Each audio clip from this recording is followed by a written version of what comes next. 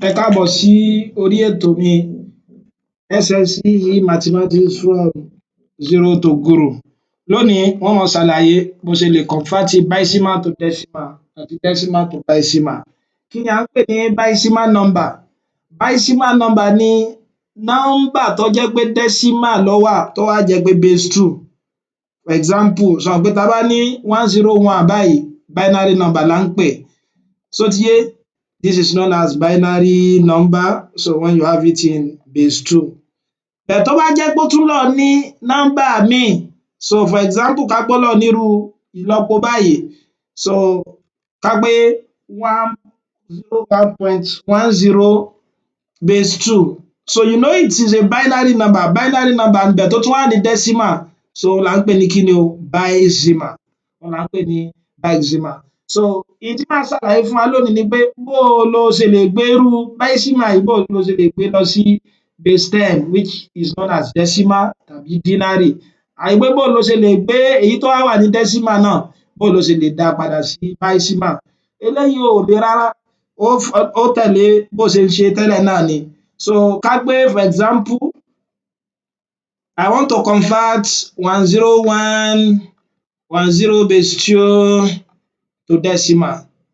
So ohun tó ń ṣe tẹ́lẹ̀ náà ló tún tẹ̀lé. O ní 101.10 base 2. So ohun tó ṣe ni pé ó kọ́kọ́ sàmì sí i, but ó gbúdọ̀ wà careful. Ibí báyìí náà ló tún lè gbé bẹ̀rẹ̀ fàmì sí o, kì í ṣe pé láti bí. So eléyìí ó jẹ́ 012. So eléyìí tó wá jẹ́ fractional part yẹn, èyí tó wà lẹ́yìn decimal point yẹn wá bẹ̀rẹ̀ láti -1 -2. Then bó ṣe ṣé lálákọ̀ọ́kọ́, ó máa ń mú wọn lẹ́yọ kọ̀ọ̀kan. 1 times 2 raised to power 2 gẹ́gẹ́ bí mo ṣe ṣàlàyé síwájú, plus 0 times 2 raised to power 1 plus 1 times 2 raised to power 0 plus 1 times 2 raised to power -1 plus 0 times 2 raised to power -2. So eléyìí ó mọ fún ọ ní kíni o? 1 times 4. Má gbàgbé any number tó bá multiply by 0 yóò jẹ́ 0. Then plus 1 times 1 plus 1 times 1 divided by 2. 2 raised to power -1 is 1/2. So when we get to indices, I'm going to explain this very well. Màá ṣàlàyé fún wa kó yé wa yékéyéké. Then this will give me 0 again. Then I'm going to have 4 plus 1 plus half. That will give me 5 plus half. So which is the same thing as 5 plus 0.5, which is equal to 5.5. So ti yé? So lẹ́yìn náà, jẹ́ ká wá dá a padà. Sọ pé nísìnyí a ti ní decimal number. So bó ni mo ṣe lè convert irú decimal number yìí? Báwo máa ṣe dá a padà sí kíni o? Bó máa ṣe dá a padà sí bicimal? Eléyìí kò le rárá. So bó ṣe ń ṣe ti tẹ́lẹ̀ náà ló ṣe. Ṣùgbọ́n ohun tó gbúdọ̀ kọ́kọ́ mójútó ni pé ó rí i pé ta bá ní nọ́mbà ní decimal, we have 2 parts. Alákọ̀ọ́kọ́ part yìí before decimal point ká tó kàn, òun là ń pè ní kíni o? Integer part. Ẹlẹ́ẹ̀kejì láti ibi point níbí báyìí òun là ń pè ní kíni o? Fractional part. Wàá kọ́kọ́ gbé integer part yẹn, wàá kọ́kọ́ gbé lọ sí bicimal náà which is binary.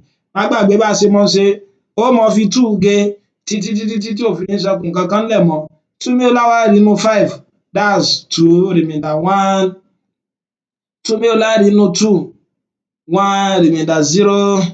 2 mélòó lá nínú 1? 0 remainder 1. Ó wá kọ láti kíni o? Látẹ̀yìnwá, yóò fún ọ ní 101. So wá rí èyí tó jẹ́ fractional part yìí which is 0.5.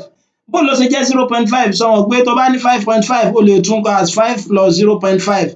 Sórí 5 alákọ̀ọ́kọ́ yìí òun la ṣe ń bí. Sórí 0.5 kejì un, ohun tó máa ṣe ni pé ó wá multiply rẹ̀ pẹ̀lú 2 repeatedly nílọ́po títí tó fi jẹ́ pé yóò fi ku òdo. Ó yá tá bá ṣe eléyìí 2 times 0.5, ó rí i pé yóò máa fún wa ní 1. Sórí 1 tó fún ọ yẹn, èyí tó jẹ́ integer part yìí wàá wá gbé wá wájú ńbí. Ṣó ti yé? Tó bá ti gbé wá wájú ńbí báyìí, ó rí i pé kí ló kù ńbẹ̀? 1 ní tẹ́lẹ̀, ó ti gbé wá bí báyìí, kí ni ó kù ńlẹ̀? Yóò kù 0.0. Ó wá multiply rẹ̀ pẹ̀lú 2 padà. So ó rí i pé yóò fún ọ ní 0. So torí pé ó fún wa ní kíni o? Torí pé ó fún wa 0 yẹn, ó tún gbé tiwájú yìí wá. Ó rí i pé 0 ní gbogbo ohun tó kù. So ò ní bùkátà kó tún tẹ̀síwájú lórí rẹ̀ mọ́. So but ká pé ó tún fún ẹ ní 1. So ó tún máa tẹ̀síwájú títí tó fi kan 0 in tó wá gẹ̀tì ó wá kọ wá látòkè kò ní já tìsàlẹ̀ mọ́ so yóò wá fún ẹ ní 0.10 ó wá pa á pọ̀ mọ́ teléyìí therefore 5.5 is 10 we now be ó rí pé integer part wa ta get tẹ́lẹ̀ so that's 101.10 base 2 so bá a ṣe mọ́ ń convert number láti bicimal sí decimal àti decimal sí bicimal nìyẹn tó bá ṣe pé mi ni wọ́n ni èmi wá lọ síbi past question mi màá wo àwọn question eléyìí tọ́jọ́ méjì tí mo ṣẹ̀ ṣe níbí ìwà ṣe tí n bá ní ìbéèrè wọ́n post ẹ̀ sí comment section tí o bá gbádùn àlàyé tí mo ṣẹ̀ ṣe yìí dákun bá mi subscribe kò dẹ̀ bá ń sọ fún àwọn yòókù rẹ̀ náà kí wọ́n subscribe sí kò ṣe lọ́pọ̀lọpọ̀